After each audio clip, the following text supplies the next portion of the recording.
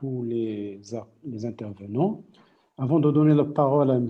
Bouvier et à M. Aourid, nous avons reçu des questions du Facebook. On va peut-être se contenter de 3 questions qui me semblent très importantes. La première, il concerne l'enseignement privé. Est-ce qu'on peut considérer ce type d'enseignement comme une solution pour l'enseignement, pour le système éducatif, ou un problème? Deuxième question, comment faire pour rendre l'école capable de se transformer en un ascenseur social? Et troisième question, l'instabilité des politiques publiques dans le domaine de l'éducation, est-ce que ça n'impacte pas négativement le développement et l'évolution du système éducatif? Donc, à vous la parole, M. Bouvier et M. Aourid. Merci beaucoup. Les interventions ont été extrêmement riches et très variées. Je vais simplement rebondir sur quelques-unes d'entre elles et je vous prie de m'excuser quand vous considérez que je n'ai pas répondu à vos questions. Il y en avait vraiment beaucoup trop.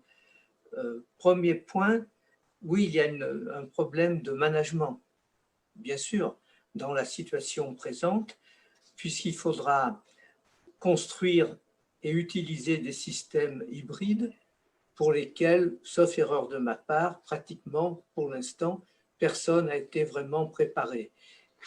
Et en particulier n'a pas été préparé au management de ceci, sauf peut-être dans la formation continue des adultes.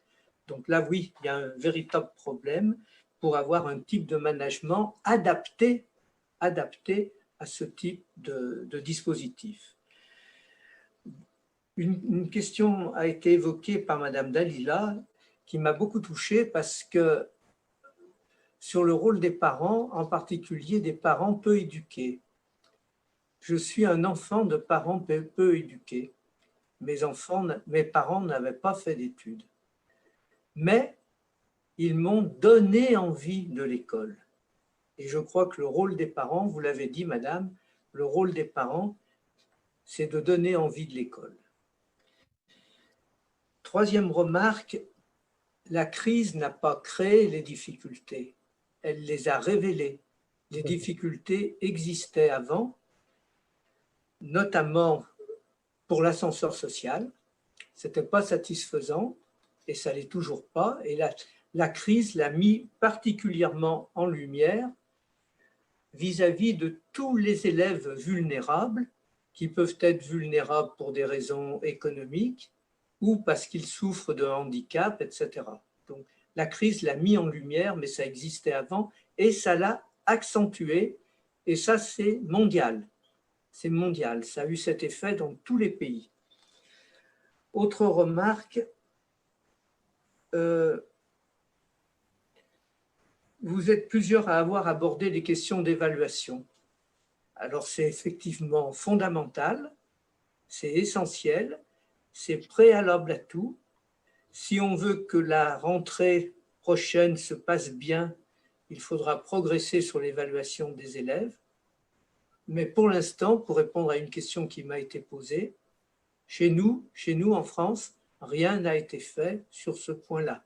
C'est-à-dire il n'y a pas eu d'évaluation de l'efficacité ou de la qualité des dispositifs d'enseignement à distance qui ont été mis en place. Ça a été fait trop vite, ça n'a pas été fait, et ça reste à faire. Ça reste à faire, c'est important. Et malheureusement, pour répondre à une autre question, il n'y a pas à proprement parler de modèle pédagogique. On n'en est pas là. On n'en est pas là. On est à la recherche. On est en train d'expérimenter, mais on n'a pas fait les retours d'expérience. Il y a eu beaucoup d'expérimentation. Il n'y a pas encore eu de retour d'expérience. Autre point, je m'arrêterai là. Nous sommes tous à nous poser la question, est-ce qu'un des effets de la Covid, ça sera de favoriser le développement du homeschooling? On ne le sait pas. On ne le sait pas. Il y aura sans doute un effet et dans quelques mois, on pourra mesurer si cet effet est important ou ne l'est pas. Voilà. Et puis, il y avait plein d'autres questions, mais elles étaient trop riches pour que je puisse personnellement répondre à toutes et mon collègue va répondre à d'autres, j'en suis absolument certain. Merci, M. Bouvier. M. Aourid. Écoutez, merci beaucoup pour ce débat très riche venant surtout d'experts et de professionnels. Franchement, j'ai été beaucoup plus là pour apprendre d'eux que finalement de donner un quelconque magistère. Ils savent que je ne suis pas un expert en la matière, mais j'étais venu à ces questions relatives à l'éducation suite quand même à un grand chambardement consécutif au printemps arabe. J'ai considéré comme quoi il y avait 3 ou 4 grandes problématiques qui se posent au monde arabe à différents degrés. Le problème de la gouvernance, rapport gouvernant-gouverné. Deuxième rapport, la répartition des richesses. Troisième élément et troisième chantier important et stratégique et structurant, l'éducation. Et peut-être j'y rajouterai donc celui de l'aménagement du territoire. Donc, en fin de compte, je suis venu au problème de l'éducation dans une problématique purement politique. Donc, quelque part, je ne suis pas un expert. Et c'est au fait, donc, par une problématique politique, que j'ai été amené donc, à poser des questions sur, en fin de compte, des problèmes existentiels, quel projet de société? Parce qu'en fin de compte, l'éducation, le problème de l'éducation n'est pas que technique. Il y a une dimension technique, impérativement, mais il n'est pas que technique. Alors, il y a une dimension identitaire, culturelle, mais aussi, finalement, donc, des questions relatives à l'emploi, relatives à la promotion et à la mobilité sociale. Alors, je préfère, dans le cas d'espèces, m'en tenir aux questions à dimension technique. Ce que M. Bouvier a appelé donc l'ingénierie pédagogique. Je laisse de côté donc les problématiques identitaires, culturelles, propres à chaque société. Or, il me semble qu'il est fondamental de revoir notre ingénierie.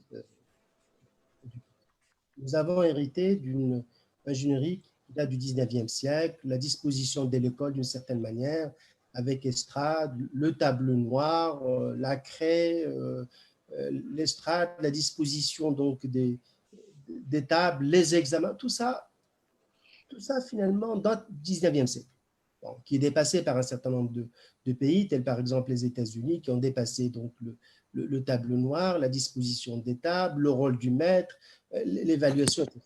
Et force est de dire que nous sommes en retard. Je crois que même cette question n'a pas été abordée sérieusement. Alors, pour moi, finalement, la crise du Covid, ce n'est qu'un prétexte. Ce n'est qu'un prétexte, en fin de compte, pour poser pratiquement cette grande question, en fait, relative à l'ingénierie. Je ne suis pas tellement sûr qu'on ait suffisamment de recul pour mesurer, finalement, donc, l'impact. Et de toutes les manières, il faudra le faire de manière scientifique. On ne peut pas finalement se résoudre à y répondre par des impressions, dire c'était très bien par là, c'était mauvais par là. Il me semble, je crois qu'en fin de compte, l'éducation à distance va rentrer dans le paysage, incontestablement. Elle est rentrée un peu finalement dans la basse-cour. Elle fera partie. Je suis d'accord avec Siabou Gilles, elle ne pourra pas être finalement l'alternative. Il faudra la revoir par cas. Peut-être que je suis vieux jeu, l'éducation à distance, dans le préscolaire ou le primaire, ne peut pas être la solution. Il est peut-être possible de la prévoir en fait, au niveau, par exemple, du supérieur, second cycle supérieur, sur certaines disciplines. Donc, il faudra tout simplement donc, aborder la chose par cas. Alors, puisque finalement, donc, nous avons été un peu bousculés, il me semble qu'il est peut-être impératif d'introduire un instrument fondamental, qui est un peu à mi-chemin entre finalement l'enseignement classique tel que nous l'avons reçu et un peu la révolution numérique. C'est ce que tout simplement j'appelle l'introduction d'une tablette. Je pense qu'au lieu finalement d'accabler et d'encombrer les élèves avec des manuels, etc., je pense que tout simplement, il est temps tout simplement ramasser les programmes dans une tablette. Nous avons l'habitude, à chaque rentrée, par exemple, d'offrir aux familles démunies des cartables, etc., avec fourniture scolaire. À mon humble avis, il faut qu'on dépasse tout cela. Il faut tout simplement donc qu'on réfléchisse finalement à des tablettes avec des programmes, avec des exercices, et aussi donc pratiquement avec des supports graphiques, etc. Moi, je pense que s'il y a peut-être quelque chose qu'on doit tirer finalement de cette crise, c'est cela. Bon, il y a tellement de problèmes qu'il faudra revoir. Nous avons abordé la question de l'évaluation. Donc l'évaluation, pas que de l'élève, l'évaluation même du produit en tant que tel. Je pense qu'on n'est pas encore suffisamment... Bon, l'évaluation se fait toujours à travers des examens. Je ne sais pas si la manière dont on fait les examens est toujours opportune. Moi, je pense qu'elle n'est pas. Mais bon, au lieu finalement de tenir ou de s'en tenir à mon point de vue, il faudra incontestablement procéder de manière scientifique. Je voudrais terminer par répondre à une grande question qui a été posée par C. Agouji. Il faut penser l'économie. Je pense que quelque part, il y a de cela pratiquement depuis finalement la mondialisation, qu'on a eu tendance finalement à tout chosifier. L'éducation est devenue une marchandise. Or, l'éducation n'est pas une marchandise. Comme la santé, ce n'est pas une marchandise, c'est des services publics. Et je pense que s'il y a tout simplement quelque chose qu'on doit dire haut et fort, c'est que l'éducation n'est pas un produit vendable. Alors, que des privés s'en chargent, etc., mais dans le cadre du service public. Je crois qu'il ne faut pas se lasser à le marteler. Et je pense que c'est l'occasion de dire que l'éducation est un service public. Et c'est un service public, bien sûr qu'il y a plusieurs fonctions dans la socialisation, dans la réussite, et surtout la mobilisation, la mobilité sociale. Quelqu'un avait posé la question comment finalement l'école pourrait-elle redevenir vecteur de la mobilité sociale. Ben, nous avons besoin de modèles. Une société ne peut pas se passer finalement de modèles, d'élites qui, en fin de compte, incarnent un modèle, aussi bien sur le plan politique que sur le plan éducatif. On doit s'identifier à des modèles. Or, je pourrais peut-être choquer, nous sommes un peu orphelins de ces modèles.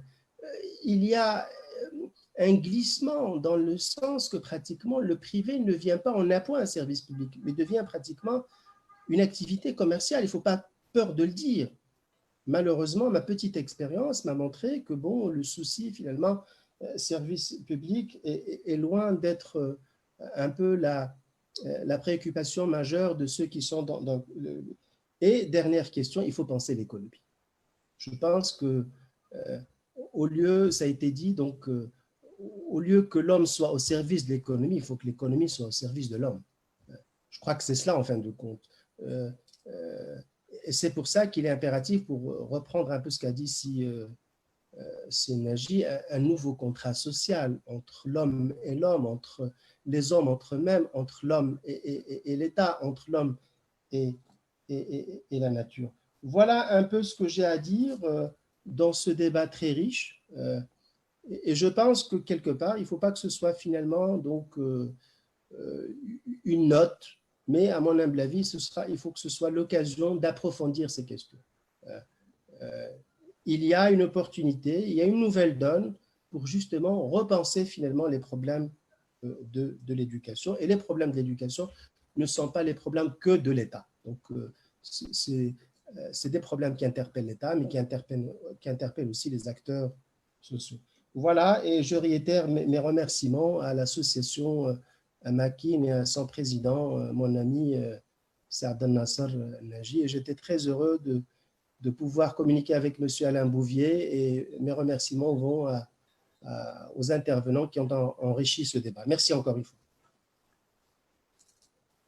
Donc, nous arrivons à la fin de ce webinaire, que je pense était une opportunité très intéressante, à la fois pour les intervenants et pour les participants. C'était un échange fructueux d'idées sur le système éducatif en général, dans tous les pays, pas spécialement au Maroc ou en France. C'était l'occasion également d'insister sur le fait que la crise de l'enseignement, si la crise de l'enseignement n'attendait pas la crise sanitaire pour se révéler. C'était avant la crise. La crise n'était qu'un symptôme qui a révélé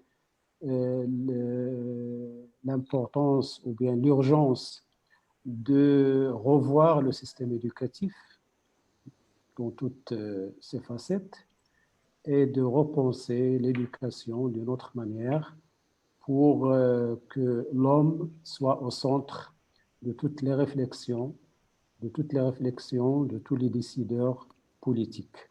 Merci à M. Alain Bouvier, merci à M. Hassan Aourid et merci pour tous les participants et nous mettons fin à ce webinaire direct. شكرا.